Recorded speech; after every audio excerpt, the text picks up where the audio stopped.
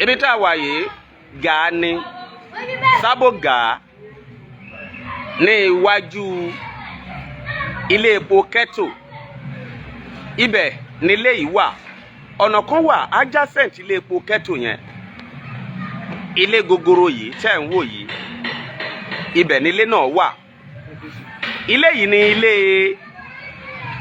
olóògbé Alhaji Bashir Abiola tí gbogbo èèyàn mọ̀ sí Béṣì nígbà ayé wọn. Ṣùgbọ́n nìkan ni mo fẹ́ kárí nílé yìí. Bàbá kan ni mo bá pàdé ní ilé yìí tí àwọn ará àdúgbò wá wò pé ká ṣèrànlọ́wọ́ fún bàbá yìí bóyá ó ṣeé ṣe ká bá àwọn ẹbí wọn pàdé. Tó o bá wá mọ bàbá yìí tàbí wọ́n mọ àwọn tó mọ bàbá yìí, gbìyànjú kó o share program yìí. Tàbó tí ẹ fẹ́ ṣèrànlọ́wọ́ láti lè jẹ́ àrí bàbá yìí náà, share program yìí. Ta ni bàbá tí mò ń sọ? Bàbá, kí lorúkọ yín? Amos Ọmọlúsì. Amos Ọmọlúsì. Ọmọ bo ni yín? Ọmọ Ìbàdàn. Ọmọ Ìbàdàn. Bẹ́ẹ̀ni. Ibo ni agboolé yín nìbàdàn? Ìdí Arẹrẹ. Ìdí Arẹrẹ nìbàdàn. Bẹ́ẹ̀ni. Mo ṣiṣẹ́ ní Ìkòyí club. Ẹ ṣiṣẹ́ níbo? Ìkòyí club. Ìkòyí club. Bẹ́ẹ̀ni. Níbo ni Ìkòyí club yẹn wà? Wà ní Ìkòyí. Ní Ìkòyí. Ẹ ti tọ́mọ ọdún bíi mélòó báyìí? Ení gangan ni mo pé 72 years. Ení gangan? Ení mo pé 42 years. 72 years. Ení ní ọjọ́ kẹrin oṣù kẹjọ 4th of August láwa yìí 2024. Ṣé ọjọ́ kẹrin oṣù kẹjọ ní àyá àgbà tí wọ́n ní wọ́n bí yín ni? Lẹ́fi mọ̀ pé àyá ìní ni ọjọ́ bí yín. Mo ṣe ní ìgbà tí wọ́n mi ṣe, mo ṣe affidavit. Nígbà tẹ́ wà níṣẹ́. Affidavit ló ṣe wà lọ́mí. Wà lọ́mí. Mo fẹ́ kóhùn yín jáde dáadáa ni torí àwọn tó ń gbìyànjú tó ń wò. Ó wà lọ́wọ́ mi. Affidavit yẹn ó ní mo lò ń bíṣẹ́ 4th of August 1952. Ọ̀gá mi general manager Joseph Adéọlá, òun kọ́ lè máa ṣe àpọ́gàmì pàpà. Joseph Adéọlá. General manager of Ìkòyí club. I was the security officer to him. You are the kí ni lẹ́pẹ́? Security officer. Ẹ̀yin ni security officer nígbà yẹn níbi tẹ́ ti ṣiṣẹ́ yẹn. Ó ti tó bí ọdún mélòó tẹ́ ti kúrò níbi tẹ́ ti ṣiṣẹ́? 2007. 2007 lẹ resign. Ṣé ẹ sì lè rántí nínú orúkọ àwọn tẹ́ ẹ jọ ṣiṣẹ́? Yẹkínní Kọ́hìndé. Yẹkínní Kọ́hìndé. Stephen Mundi. Ẹ máa dárúkọ wọn àwọn tẹ́ ẹ bá rántí. Yẹkínní Kọ́hìndé. Stephen Mundi. Stephen kí lẹ pè? Stephen Mundi. Stephen Mundi. Ní golf course. Lára àwọn tẹ́ ẹ jọ ṣiṣẹ́ nígbà yẹn. Ṣé ẹ sì ń rí nínú wọn? Èkó ni. Báwo lẹ̀yin ṣe d'Abẹ́òkúta? Èmi pẹ̀lú ìyàwó mi àkọ́kọ́ dé Ṣàngó, láti Ṣàngó àwọn àgbà ilé sí iléeṣẹ́ pààlù. Ẹ̀yin àti ìyàwó yín ẹ ti níyàwó. Ibo ni ìyàwó yín yẹn wà báyìí? Ó wà ń tọ̀sí. Ọmọ mi ò fẹ́ mọ́. Ẹ fẹ́ra mọ́? Kí ló dé tẹ́ ẹ fẹ́ra mọ́? Mi ò fẹ́ mọ́. Ṣé kò sọmọ láàrin yín ni? Sọmọ láàrin wa.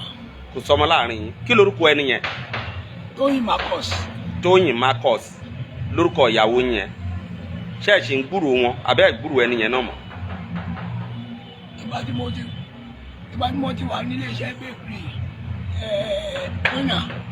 bakery winner. Ìbẹ̀rẹ̀ láti ra gbẹ̀yìn. Ṣé ẹ ṣiṣẹ́ ní winner rí ni? Alhaji Monsuru Akande. Ó mọ̀ mí dáadáa. Wọ́n mọ̀ yín dáadáa. Monsuru Akande.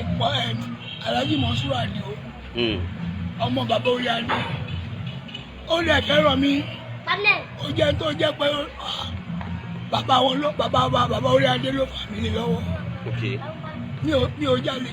Ẹ jẹ́ kí n béèrè lè. Ọmọ Ìbàdàn lẹ pera yín. Ibo làwọn ẹbí yín wà? Àbí ṣé àwọn ẹbí yín ṣé ẹ mọ ibi tẹ́bí wà ni àbí ẹ rí ẹbí kankan? Àwọn ọmọ mi kan wà ní after 4. Ibùn olóúnjẹ. fóònù ọmọ yẹn Àdíjà fóònù ọmọ yẹn wà lọ. ìyẹn nínú ọmọ yín. nínú ọmọ ẹ̀gbọ́n mi gan. ọmọ ẹ̀gbọ́n yín. ẹ̀gbọ́n mi ẹ̀ ti ta. sẹ́yìn náà mọ̀. ẹ nà ọmọ rárá. Àdíjà yẹn jẹ́ ọmọ ẹ̀gbọ́n yín. sọ́kùnrin lẹ̀gbọ́n yín àbóbìnrin. ọkùnrin ni Ashimi. Ashimi ò kíni. Ashimi Lasisi. Ashimi ò Lasisi. kí lẹ kúrúkọ tọ̀dọ̀ yín. ọmọ mi sì èmi àdúgbò ti ṣe ìjọ orúkọ ọmọ ẹ. kí lẹ sà. Lasisi lórúkọ bàbá wa. Lasisi lórúkọ bàbá yín. èmi ò lórúkọ ẹ lórúkọ ẹ mọ. ẹ jórúkọ ẹ jẹ́ Lasisi mọ́. Amos Ọmọlúsì. Amos Ọmọlúsì lẹ ń jẹ́. káṣà sọ wípé bóyá àwọn tí ó bá mọ̀ yín tàbí gbogbo àwọn tó bá jẹ́ wípé bóyá Lasisi ni àwọn náà ló ṣeé ṣe káwọn náà máa jẹ́ ó ṣeé ṣe kí wọ́n máa wò yín báyìí tàbí àwọn tó mọ̀ yín rí tàbí àwọn tó mọ bá a ṣe lè lókèètì àwọn tó jẹ́ ẹbí yín. Bàbá ṣé ẹ lè rìn ni ṣé ẹ lè rìn ni àbí kí ló ṣẹlẹ̀ kí lẹ ẹ lè rìn kí ló dé tẹ́ lè rìn kí lẹ sà ẹsẹ̀ ọ̀tún kí lẹ fi ẹsẹ̀ yẹn ṣe. wọ́n ní kòkòrò inú ẹ̀jẹ̀ àti wàá sọ́wọ́ sọ́wọ́ bí mo fi lè treat ara mi kòkòrò inú ẹ̀jẹ̀ ni. kòkòrò inú ẹ̀jẹ̀ kò wá sówó tẹ́ lè fi treat ara yín. ẹ dúró àdúgbò tẹ́ ń gbé yìí ó ti tó bí ọdún wo tẹ́ ẹ ti dé àdúgbò yìí. ó lé nígbà ní December 28 ọjọ́ Friday December 28 1980. 19 àbí 2018 2018 December kí lẹ pè. December 28 ẹ tún ní lọ́jọ́ Friday gan ló bọ́ sí. látìgbà tẹ́ ti wá débi ṣé ẹ rí ẹbí kankan tó tiẹ̀ wá yín wá ni.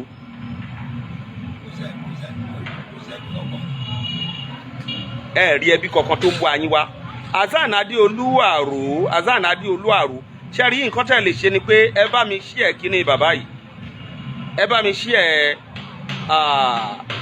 live broadcast yìí ẹ jọ̀ọ́ torí Ọlọ́run gbogbo ẹ̀yin tẹ́ ẹ wà ń bẹ̀ lójú òpó Kọjú sí Wizkid ọmọ Perry ẹ bá mi share tàbí ẹ̀yin tó bá jẹ́ wípé ẹ lè bá wa get ẹbí wọn tàbí tẹ́ ẹ mọ ẹbí wọn ẹ jẹ́ ká mọ̀ ẹ̀rọ ìbánisọ̀rọ̀ mi ti wà ń bẹ̀ ẹ jẹ́ bá mi share kó dọ́dọ̀ àwọn ẹbí bàbá yìí ẹ bá mi comment náà síbẹ̀ ẹ jẹ́ ká comment sí any idea tẹ́ ẹ bá ní ẹ lè fi bá wa contribute sí ká lè fi mọ bá a ṣe máa mọ rí àwọn ẹbí bàbá yìí. ọmọ Ìbàdàn ni bàbá yìí pè ara wọn ṣùgbọ́n wọ́n ti dé àdúgbò yìí ẹ wo ilé tí wọ́n ń gbé nìyí ibi tí wọ́n ń gbé rèé ibi tí bàbá yìí tó ń sùn nìyí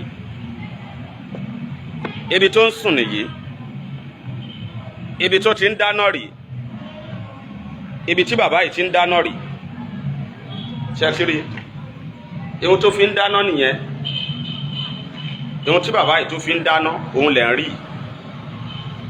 ẹ ti get àwọn ibi tí bàbá yìí tó ń sùn nìyí àwọn ibi tó ń sùn nìyí àwọn ibi tó ń sùn ibẹ̀ nìyí ibi tí bàbá yìí ń sùn nìyí ṣé ẹ rí bíbẹ̀ ṣe rí ẹ rí bíbẹ̀ ṣe rí mi ò wá mọ bẹ́ẹ̀ yẹn ṣe máa sùn bí báyìí tí àgọ́ ara tó máa ní àlàáfíà ìdí nìyẹn tí mo ṣe ń rọ̀ wá gbogbo ẹ̀yin tí ẹ̀ ń wò wá lójú òpó Kọjú sí Wizkid ọmọ Perry láti bá wa share ẹ jẹ́ àmọ́ bí a ṣe máa get àwọn ẹbí bàbá yìí ti dàgbà 70 something years of age 72 years ni bàbá yìí náwọn pé léni yìí àyá ẹni gangan tó túmọ̀ sí pé gẹ́gẹ́ bí àkọsílẹ̀ àbí ohun tí wọ́n gbọ́ ni pé 4th of August ni wọ́n bí wọn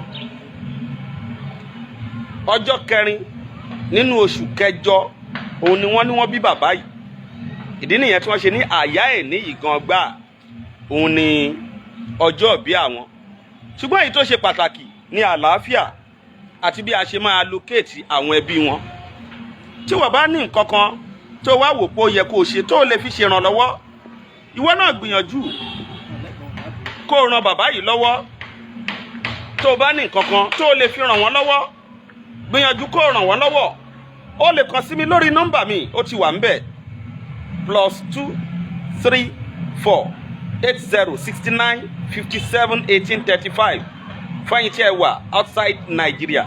Fún àwọn tó wà lórílẹ̀‐èdè yìí 08069571835. Bóyá o ní ihun tí wọn náà tó o fẹ́ share pẹ̀lú wa tó lè jẹ́ bí ìrànlọ́wọ́ fún bàbá yìí, ìwọ náà gbìyànjú kó o share pẹ̀lú wa. Ẹ gbọ́, wọ́n ní ṣé ẹ ní ẹbí kankan rárá ni? ọmọ mi tó wà Ẹ gbóhùn sókè o. ọmọ mi tí mo sọ pé ó wà ìyẹn ló ní ó wà ní after Ifọ̀. After Ifọ̀ ìyẹn lẹ pè ní ọmọ ẹ̀gbọ́n yín. ọmọ ẹ̀gbọ́n mi. Ṣé ṣé ń gbọ́ wọ́n náà ní mélòó ni bàbá yín bí? Ẹ̀yin méjì. Ẹni yẹn ni ẹ̀gbọ́n yín tẹ̀ ń sọ yẹn. Isiaka Lamidi ẹ̀yin náà ẹ bá mi share ẹ bá mi share program bàbá yìí ni ẹ jọ̀ọ́. Ẹ jẹ́ share ẹ bá mi comment síbẹ̀ ẹ bá mi like ẹ bá mi comment síbẹ̀ ẹ bá mi share gbogbo ẹ̀yin tẹ̀ ń rí pátá lójú òpó Keledi ọmọ Perry ẹ jọ̀ọ́ ẹ bá mi share. Bàbá yìí nílò ìrànlọ́wọ́ gan.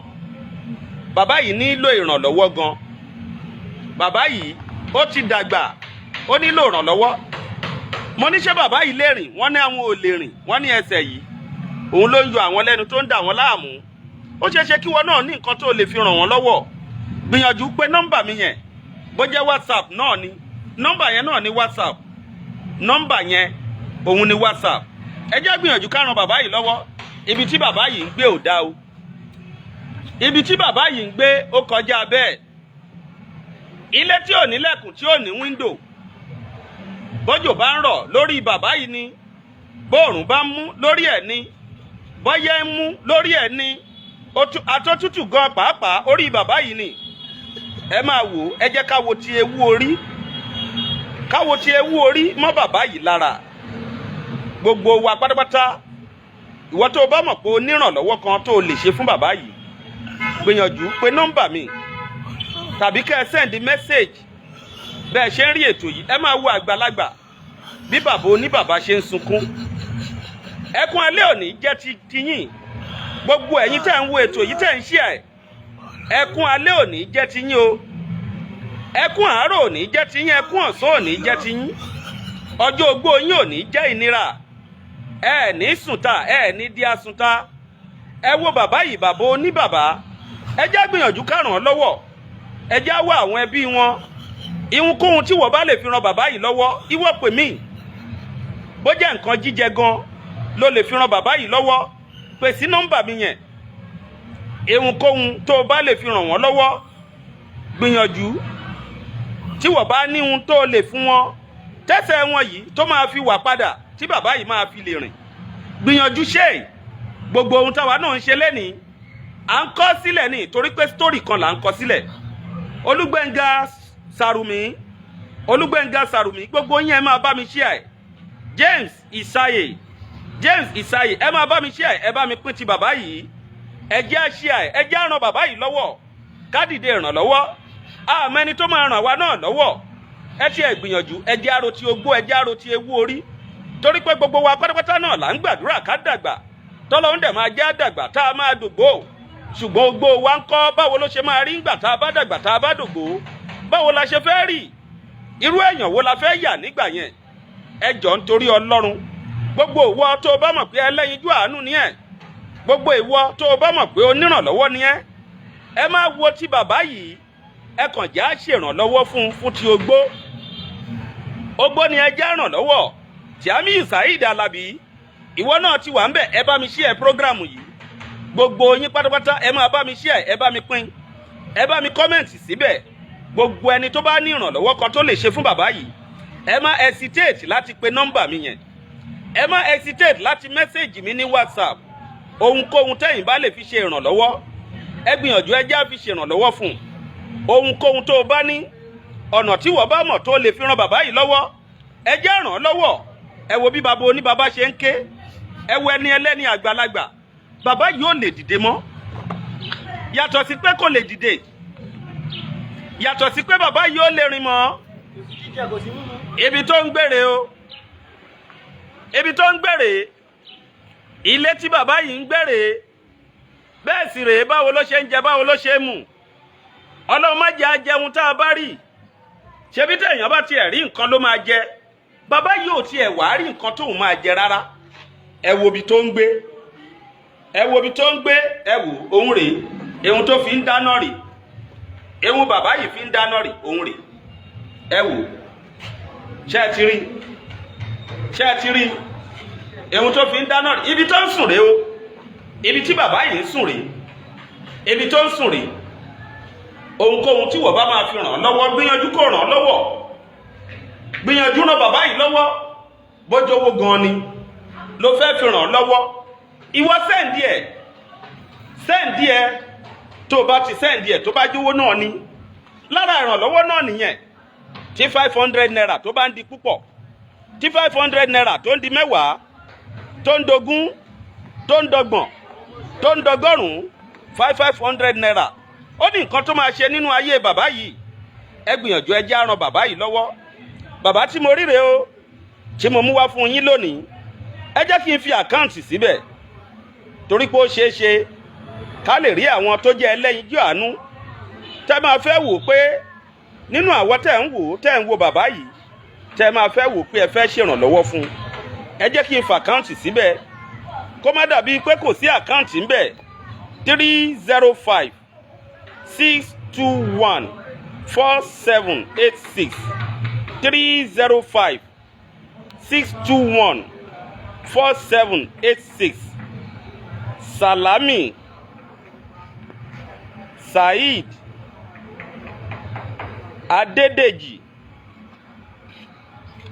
òun lẹ máa bá ń bẹ̀ Salami Saheed Adédèjì òun lẹ máa bá ní account number yẹn báǹkì wo ni First Bank ni First Bank ni báǹkì yẹn First Bank ni ó ṣeé ṣe kárí àwọn tó máa fẹ́ ṣèrànlọ́wọ́ ìrànlọ́wọ́ owó ni ìrànlọ́wọ́ oúnjẹ ni ohunkóhun ni wọ́n fẹ́ fi ṣèrànlọ́wọ́ fún bàbá yìí ìwọ náà fi síbẹ̀ yẹn kẹ́ ẹ ran bàbá yìí lọ́wọ́ a ní dààmú lọ́jọ́ ogbó wọn ò ní gbé yín dìgbàdìgbà a ní ṣẹlẹ́yà lọ́jọ́ ogbó wa táwọn tó tá a rí àwọn náà ń sọ tá a mú wá sí ojú ìwòran wa àtẹ́tí ìgbọ́ wa àwa fúnra wa gan ṣáà tí ìmọ̀ bá a ṣe máa dà àdúrà wa ni pé ká má dàdàkúdà lọ́jọ́ alẹ́ wa lọ́jọ́ ogbó wa ṣùgbọ́n tí bàbá yìí rèé ó ṣeé ṣe tó o bá mọ ẹbí wọn jẹ́ kí n mọ̀ ọ́